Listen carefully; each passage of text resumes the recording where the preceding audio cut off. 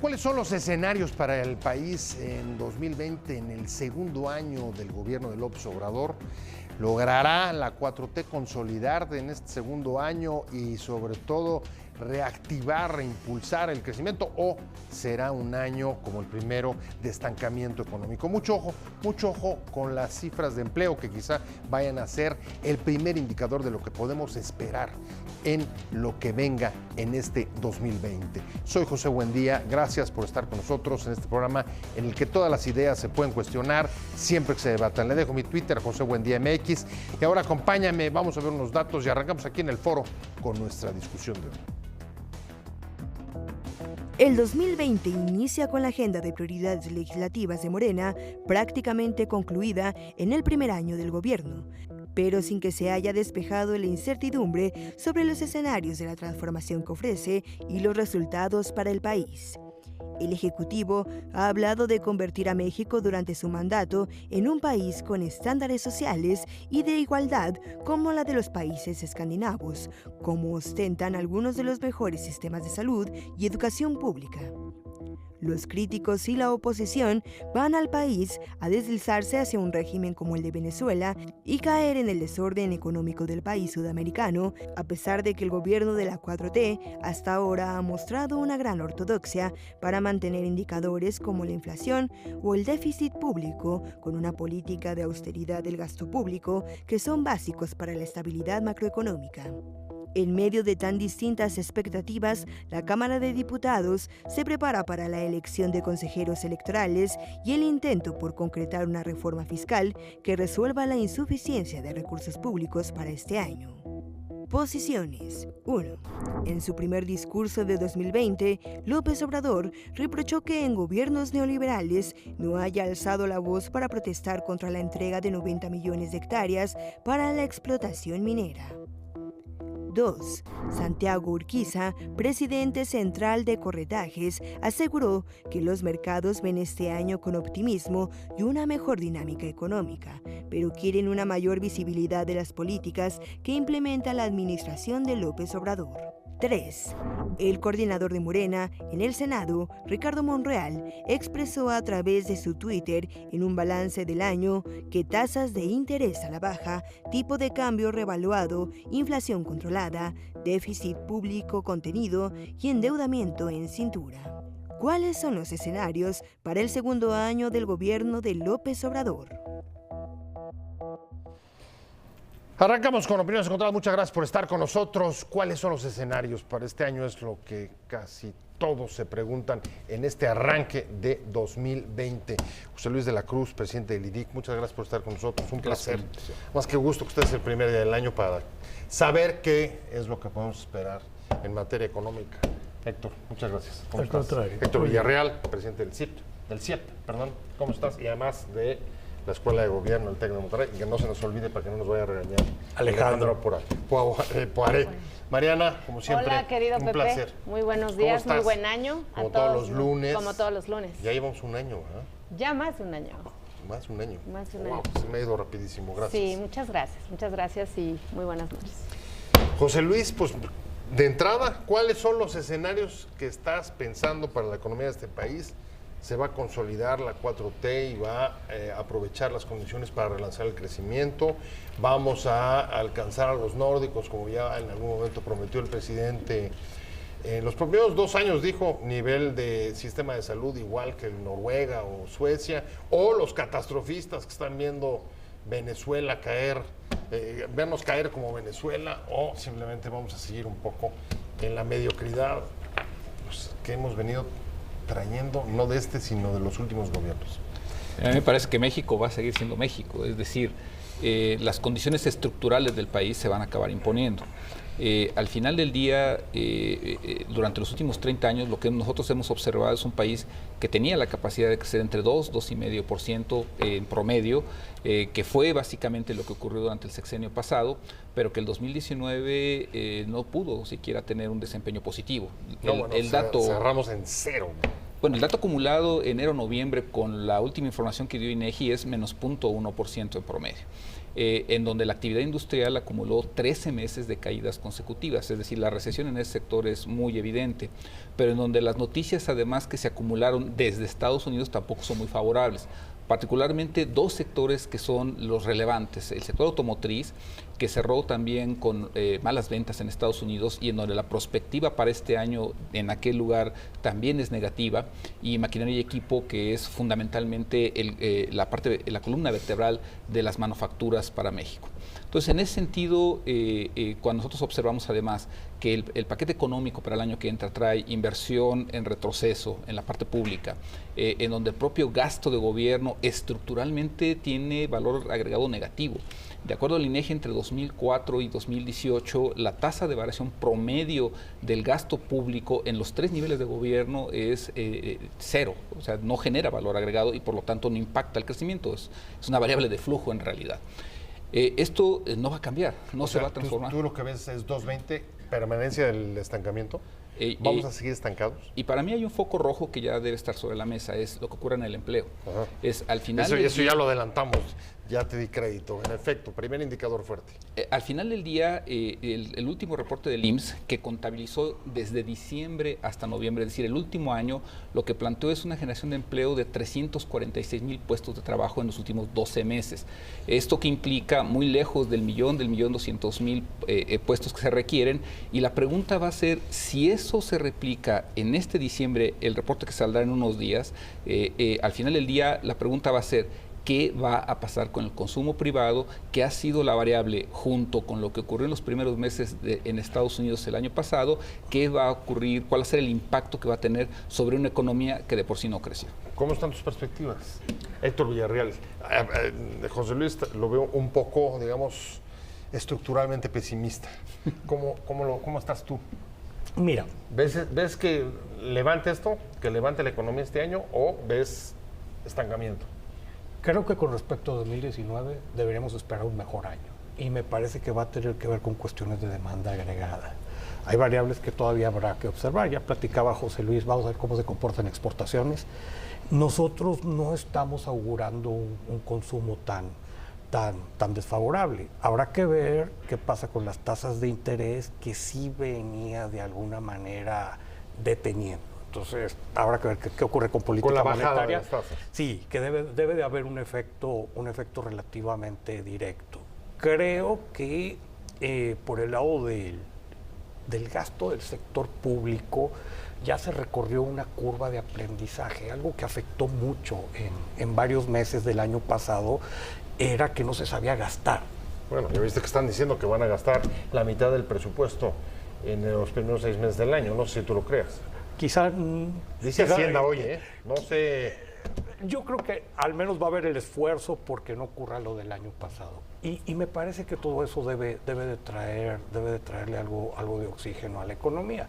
Que hay muchos problemas estructurales que quedan pendientes y que se tendrán que discutir, sí. Entonces, acotando tu pregunta, Pepe, ¿mejor año que 2019?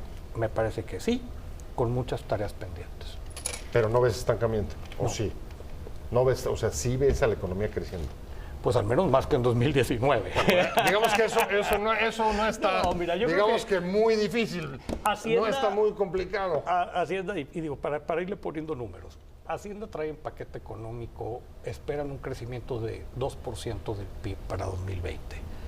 Sí nos parece muy optimista, pero creemos que podríamos estar observando un 1.6, 1.7.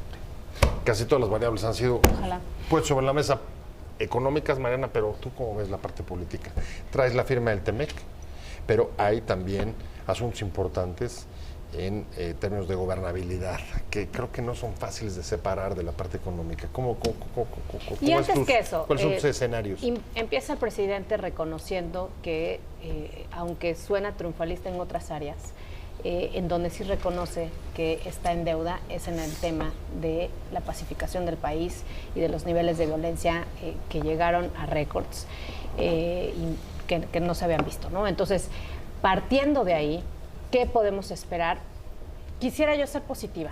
Quisiera yo retomar hacia el final del año, hizo algunos, cuando se reunió el Consejo Nacional de Seguridad, yo celebré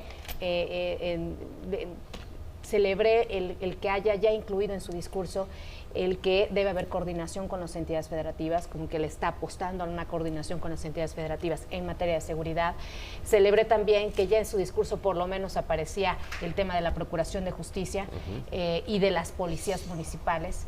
También lo celebré, pero al menos lo que retomamos de las primeras mañaneras de este año es que no va a cambiar la estrategia. Sí, bueno, ya lo dijo. Va a haber más patrullas de la Guardia Nacional, ¿no? Así claro, o sea, le va a apostar a configurar nuevamente, regresamos a lo mismo, ¿no? Le va a apostar a la Guardia Nacional, una Guardia Nacional que ha encontrado muchas dificultades para irse conformando un común cuerpo. El problema es que no hay una estrategia muy clara de hacia dónde, cuáles son los objetivos claros, concretos de la estrategia de seguridad de este gobierno. Entonces vemos que haciendo lo mismo, ¿sí? Pues no vemos cómo van a derivarse resultados distintos. Eso por un lado. Por otro lado, además, tenemos que decir que hoy anunció la construcción de 1.350 sucursales bancarias del Banco de Bienestar y dijo que quien lo va a construir es el ejército. Entonces vamos a seguir distrayendo al ejército de las tareas fundamentales para garantizar la seguridad de la población, y va a estar dedicado a construir Santa Lucía, a construir estas 1.350 sucursales. Bueno, eso por un lado. Por otro lado, ¿qué preocupa? Hay que tomar muy en claro un mensaje que dio Ricardo Monreal, el coordinador de la bancada de Morena en el Senado, un tuit en donde le vimos cuál es la agenda que viene para este año. Destaco algunas cosas. Primero, la ley de amnistía. Ajá. Que realmente la ley de amnistía va a servir única y exclusivamente para que se diga que cumple el presidente con su capricho, con su compromiso. Con su promesa, digamos. Con su promesa. Porque realmente, si analizamos bien cómo salió, que realmente le hicieron muy pocos cambios de cómo venía la iniciativa, no va a tener ningún efecto particular que pueda realmente aliviar lo que él mismo decía, que son aquellos casos de injusticias claras, de personas en pobreza, de personas marginadas, de personas discapacitadas, de mujeres que han sido involucrados en delitos de drogas. Realmente va a ser un número muy, muy menor a nivel federal y no va a tener mayor impacto. Pero bueno, ese es uno de los temas pendientes. Otro que destaco es el debate sobre el uso lúdico de la marihuana. Ese sí me parece que puede ser un tema atractivo y un tema interesante que se ponga en la mesa de debate. Viene la reforma en outsourcing y algo muy importante, viene una reforma ya anunciada desde el año pasado en noviembre con una iniciativa que presentaron para reformar la conformación. Aparentemente solamente es un tema de los años en que debe de durar la presidencia del INE, pero va a meterse con el INE. Bueno, y le toca además, en este año a la Cámara de Diputados designar 4 consejeros del Consejo General. Va a cambiar la composición del INE, y déjame agregarte unos últimos temas a la agenda, porque me tengo que ir a un corte, y es una reforma fiscal. Así es. Que está sobre la mesa, pero no sabemos qué tanto vaya a prosperar. Las expectativas que ha levantado este gobierno son muy grandes. Recordemos, justo con lo que empezaba, alcanzar sistemas de salud y sociales como los países nórdicos. Se puede con el actual régimen tributario mexicano, con problemas como el de las pensiones. Encontrarás los escenarios para 2020, y antes de irnos al corte, José Luis de la Cruz, me quedé con el tema de la reforma fiscal. Las expectativas que ha levantado este gobierno son enormes, sobre todo en términos sociales, salud, educación, pero hay un tema o una pata coja, si lo comparamos con los escandinavos, que es el régimen fiscal. Se recaudan mucho menos que en esos países. ¿Es viable una reforma fiscal como la que aparentemente está ya en los corrillos del Congreso? Mira, es necesaria. O sea, a mí me parece que sí es indispensable que se haga un cambio, pero yo plantearía hacendario. O sea, no nada más se trata de llevar más recursos al sector público. En otros programas lo hemos comentado. Entre el 2002 y el 2018, el gobierno federal tuvo más de 3 billones de ingresos excedentes y el crecimiento fue de 2%. Su valor agregado, lo platicamos hace un momento, en promedio es 0% de acuerdo a INEGI en los 3 niveles de gobierno, pero en las empresas productivas del Estado es de menos 1.6% en promedio. ¿Esto qué implica? Hubo recursos excedentes a lo presupuestado y no generaron crecimiento, no generaron evidentemente mejoras en el sistema educativo. A fines del año pasado conocimos los resultados de las pruebas enlace, de las evaluaciones internacionales de lo que pasó en educación tan solo. Entonces, desde mi punto de vista se requiere una reforma hacendaria que sí garantice más ingresos al gobierno, por ejemplo, de la informalidad. Sería muy interesante saber qué se va a hacer ahí, evidentemente que limite la elusión y la evasión fiscal, pero que por otro lado garantice que estos sistemas nórdicos de salud, de educación, de seguridad, realmente se cristalicen, porque me parece que en ese sentido las personas que transferirían más recursos en la forma de pago de impuestos, se estarían garantizando que eso tendría un resultado en su vida diaria. Quizá esa va a ser de las críticas mayores que vamos en el Congreso en esta discusión. ¿En qué se va a utilizar la mayor recaudación? ¿Cómo lo ves tú? Yo creo que en caso de que prosperara, evidentemente. Mira, en mi opinión el problema es todavía más fundamental. Traemos una presión fiscal, es decir, recaudación tributaria, y si metes las cuotas de la seguridad social y si metes los ingresos fiscales subnacionales, que llega a 16% del PIB. Es una aberración. O sea, no hay gobierno moderno en el mundo que funcione con esa presión. Entonces, creo que la pregunta, y a lo mejor ya cae en territorio de Mariana, es política, si esto va a aguantar al 21 o no. Lo que se dice es, van los primeros meses a ser una especie de gatillo. Si los ingresos tributarios en los primeros 4 meses del año se quedan por abajo de lo proyectado, por el bajo crecimiento. Por bajo crecimiento o porque no te funcionaron las reformas en la administración tributaria, por lo que gustes y mandes. Si no funciona esto y empieza a haber la percepción de que podemos llegar a un 2021 sin FEIP, que es el Fondo de Estabilización, yo creo que inmediatamente se viene una reforma fiscal en septiembre del 2020 como paquete económico 2021. Ojalá que no pero reforma suceda. Fiscal o otra miscelánea, eso no nos queda claro, porque siempre vamos con unas expectativas enormes y acaba... Lo dices muy bien, Pepe, tienes toda la razón. Diluyéndose. Y creo que por eso sería mala noticia tener la reforma fiscal este año, esta reforma fiscal que le hemos añorado tanto tiempo, que se ha tanto discutido. Si la haces este año, no te deja hacer los preparativos. ¿Y qué preparativos tendríamos que estar viendo? Mejores procesos de administración tributaria, una revisión del Código Fiscal, particularmente gastos fiscales. Por el lado de gasto público tenemos que pensar qué hacemos con pensiones. Porque una verdadera tragedia para las finanzas públicas sería terminar con una reforma fiscal chiquititita que básicamente te tapara el hueco en pensiones. Hoy el presidente incluso hasta habló por primera vez de la posibilidad de tocar las afores. ¿Aguanta o no aguanta, Mariana? Políticamente, ¿cómo lo ves? ¿Coincides con Héctor de que si se les empiezan a caer los ingresos, van a salir con el gatillo? Sí creo. Sí creo que sean capaces. Ya vimos que en otras materias han traicionado sus propios mantras. En este caso, él aseguró que no iban a subir haber reforma impuestos, fiscal los primeros 3 años. No iba a haber reforma fiscal y no iban a aumentar los impuestos. Pero de ser necesario, porque evidentemente no va a aguantar el ritmo de gasto que trae para sus programas sociales, que son su prioridad, y si hay otras variables que se complican, puede que sin problema traicionen ese mantra original que viene de la campaña. Pero sí coincido también en que es importante que el Estado recaude mejor, ¿sí? Y me parece que la pregunta obligada es si una reforma fiscal, ¿para qué? ¿Sí? Porque realmente no creo que haya las condiciones para presionar más a las empresas, para presionar más a los contribuyentes por un lado, pero por otro lado saber que ese dinero no va a ir a la inversión, va a ir a la educación, sino que va a ir a los programas sociales prioritarios. A ver, pero hay un factor que se llama urgencia, y la urgencia es saber de aquí a septiembre o de aquí a mediados de año si logran las expectativas de recaudación. Correcto. O no. Y ahí te preguntaría, tú traes fresco el dato, José Luis, y una tasa de desempleo muy alta como la que previsiblemente podemos conocer en los próximos días, ¿cómo jugaría para favorecer o no la reforma fiscal?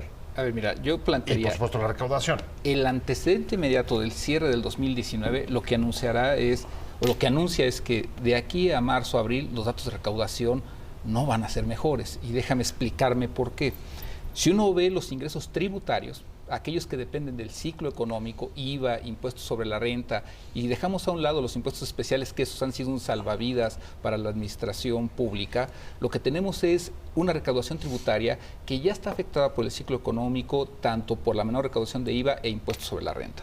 Si a eso, y por eso para mí es muy importante lo que ocurrió en el empleo durante diciembre, y cómo eso está vinculado con las decisiones que ya tomaron las empresas entre septiembre y noviembre del año pasado en su planeación financiera e inversiones que están ejecutando ya. Las empresas están trabajando sobre los datos económicos de 2019, o sea, sobre el 0% de final de año. Hoy nosotros podemos tener movimientos en tasas de interés, pero la planeación financiera de las empresas ya está realizada, ya está la patada de inicio de qué van a hacer, en qué estados, en qué sectores van a meter su dinero. Sobre eso está el empleo. Entonces, ¿qué puede implicar? Hace rato que muy bien Héctor decía, si entre enero y abril se cae la recaudación, lo que tenemos que preguntarles es por qué se tendría que caer. Uno es porque la actividad económica vaya a la baja, eso, o que esté con un desempeño por abajo del 2%, pero ¿qué pasa con el empleo? Entonces, si eso ocurre, al final del día va a haber una presión sobre las finanzas públicas de coyuntura, pero eso se va a asociar con la necesidad que también planteaba muy bien Héctor. A ver, para el puro costo financiero y para el pago de pensiones, las urgencias del gobierno este año y de aquí al 2024 son altamente demandantes. Y crecientes. Y eso crecientes, y además un desafío para cualquier expectativa de gobierno moderno, ¿no? Entonces, eso lo que implica, lo que va a aparejar es una coyuntura de una debilidad que no estuvo bien calculada en el paquete económico, junto con una necesidad que ya se conocía, y entonces a mí me parece que esta urgencia va a salir en abril. Yo no le pondría signo de interrogación.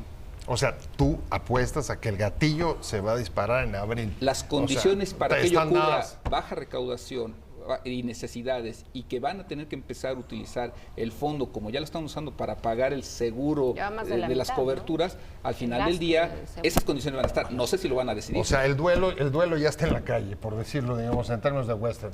¿Quién va a abrir el gatillo? Puede haber una tabla de salvación. A lo mejor que... ¿O quién para el gatillo, en todo caso?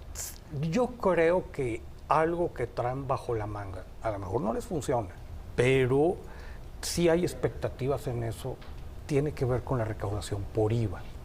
Hay que recordar que por puro fraude fiscal, y depende de las estimaciones, se estaba perdiendo o se está perdiendo entre 1.5 y 2% del PIB. Nunca vas a llegar al 100%, o sea, siempre por muchas razones. Llegar a ese nivel de eficiencia en este país está cañón. Pero sí hay espacio para que relativamente fácil agarres medio puntito de IVA más. Por ahí puede haber algo de todo esto de los factureros, todo eso, que si se fijan, fue muy prudente Hacienda en las proyecciones del paquete económico 2020. Por alguna razón no se quisieron meter con ese número.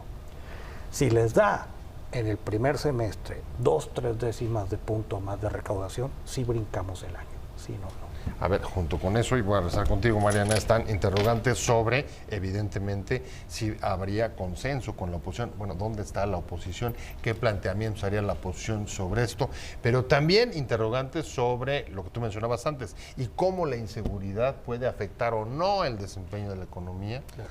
Y te diría hasta factores pues, que están ahí en el aire. Pienso, por ejemplo, en los escándalos que puedan generarse, por ejemplo, como consecuencia del juicio de García Luna en Estados Unidos y el impacto que podría tener, hasta dónde los escándalos pueden afectar directamente el desempeño de la economía. Ahorita los escenarios para 2020 y nos quedamos con si tienen, Mariana Benítez, que jalar el gatillo para utilizar el término que se ha puesto aquí sobre la mesa, con una reforma fiscal, si se caen el fondo de estabilización y no son suficientes los ingresos, ¿dónde ves a la oposición? ¿Ves plantando una resistencia fuerte en el Congreso? ¿Las ves aprobando?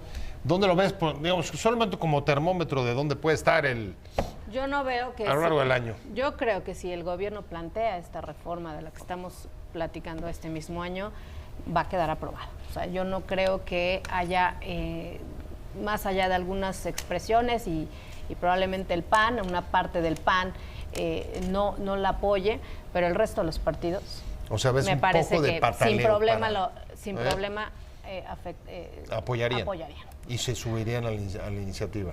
Tiene muchos instrumentos, muchas herramientas y muchos elementos en la mano el gobierno como para poder gestionar apoyo. Como lo hemos visto. Como lo hemos visto. Pues ahí está, José Luis. Y junto con eso me parece que hay dos elementos que están sobre la mesa y los dos con vinculación con el exterior. Ingresos petroleros y, por supuesto, Temec. ¿Sí crees que puedan ser, digamos, ese detonante de inversiones como se han presentado o no? Mira, los ingresos petroleros es la primera prueba de fuego para los cambios hechos durante el año pasado en el sector energético. En este presupuesto, la plataforma diaria son 1.95 millones de barriles. El dato que conocemos hasta principios de diciembre pasado es que tienen 1.712 mil. Básicamente andan 240 mil por abajo del presupuesto que ya está corriendo. De la estimación. Sí. Y eso no se compensa con lo que ha subido el precio del petróleo por los conflictos entre Irán y Estados Unidos. Entonces, esa prueba de fuego no nada más va a estar viendo lo que pasa para los ingresos tributarios, que es de lo que estamos hablando. También las calificadoras están observando algo en donde ya van a poner el dedo sobre la llaga. Los ojos puestos. No sobre perspectivas, sino sobre el modelo de negocio que el propio gobierno presentó. Entonces, ese aspecto también va a estar sobre la mesa durante el primer semestre y se va a asociar a realmente qué pasa con las expectativas del TEMEC. A ver, probablemente la semana que entre quede en Estados Unidos en el Senado y luego vendrá el Parlamento canadiense. Pero entonces tendremos que regresarnos a las empresas en Estados Unidos, en Europa, que la producción industrial viene a la baja. El ciclo global de la actividad industrial tiene tasas negativas, salvo en China, Vietnam y en otros países del este asiático. Pero los que invierten en México, todos traen un escenario de un año malo. Van a modificar sus expectativas de inversión que ya programaron, ya presentaron a sus consejos de administración. Por la entrada, enero. En yo creo que no. Hay procesos de gobierno corporativo dentro de esas grandes transnacionales que ya condicionan esa inversión. Entonces, desde mi punto de vista, esos dos factores, si llegan a incidir, probablemente lo harían del segundo semestre en adelante y seguramente hasta el 2021. O sea, poco y marginales. ¿Cómo ves, Héctor? ¿Coincides?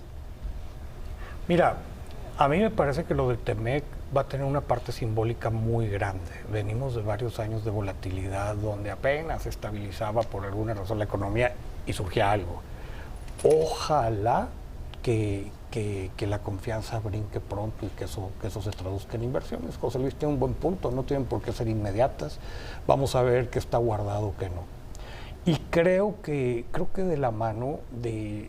Viene un factor que también tendríamos que estar poniendo, Pepe, y que es importante para el siguiente año, las divergencias regionales. Uh-huh. ¿Al interior del país? Al interior del país. O sea, incluso para cerrar algo que no alcancé a decir, empezamos a ver estados, y con la sorpresa para mucha gente, de que ya quieren ingresos propios. Ajá. Y que han entendido que como se ve este gobierno, si no generan sus propios ingresos, no van a tener inversiones. A mí me parece que eso va a estar interesantísimo, pero también va a ser motivo de muchas tensiones. Bueno, tensiones brutales, ya las está viendo, el apoyo al sureste, ¿no? En el caso, tú lo conoces bien, el caso de Oaxaca, pero sí, ¿esperas que vengan esas tensiones? Mariana, con eso me voy. Van a seguir, es decir, no es que apenas van a venir. Lo puedo poner como ejemplo el tema de la seguridad. Evidentemente se va a empezar a presionar, ahora sí, Andrés Manuel, a los estados en términos de seguridad, de dar resultados, de tener a sus policías bien capacitadas, equipadas, etcétera. Pero por otro lado vemos desde el presupuesto el castigo que hubo a los gobiernos locales en temas presupuestales para seguridad. Entonces, sí, las tensiones ya están planteadas, ya están. Y si esto pasa en seguridad, también en muchas otras arenas lo va a haber y desde luego eso también se antoja un conflicto que va a ir creciendo. O sea, 2020 no sé si están de acuerdo, pero un modelo para armar. La moneda en el aire y muchas piezas que falta ver cómo van a encajar. Una interesantísima. Interesantísimo. Muchas gracias, José Luis de la Cruz, presidente del INIT. Muchas gracias de verdad por haber estado con nosotros. Héctor Villarreal, del CIE y del TEC de Monterrey, de la Escuela de Gobierno. Muchas gracias, Mariana Benítez. Muchas gracias a los tres, pero sobre todo a usted. Buen año.